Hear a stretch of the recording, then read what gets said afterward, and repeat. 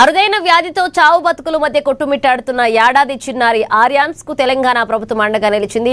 చిన్నారి ప్రాణాలు కాపాడేందుకు ముఖ్యమంత్రి రేవంత్ రెడ్డి మానవత్వంతో స్పందించారు. ఆర్యాన్స్ కు ప్రభుత్వ పరంగా అత్యుత్తమ వైద్యం అందిస్తామని సీఎం హామీ ఇచ్చారు. చిన్నారి ప్రస్తుతం SMA టైప్ 2 అనే నరాల వ్యాధితో బాధపడుతుంది. ఈ ప్రాణాంతక వ్యాధి నయం కావాలి అంటే 1.5 కోట్ల విలువ చేసే ఖరీదైన ఇంజెక్షన్ అవసరమని వైద్యులు వెల్లడించారు. ఇప్పటికే దాతల సహకారంతో తల్లిదండ్రులు 75 లక్షలు సేకరించగా మిగిలిన నిధుల కోసం ప్రభుత్వంపై ఆశలు పెట్టుకున్నారు. దీనిపై స్పందించిన సీఎం రేవంత్ ఇక తక్షణమే బాధిత కుటుంబంతో మాట్లాడి వివరాలు సేకరించాలని సీఎం రిలీఫ్ ఫండ్ అధికారులను ఆదేశించారు.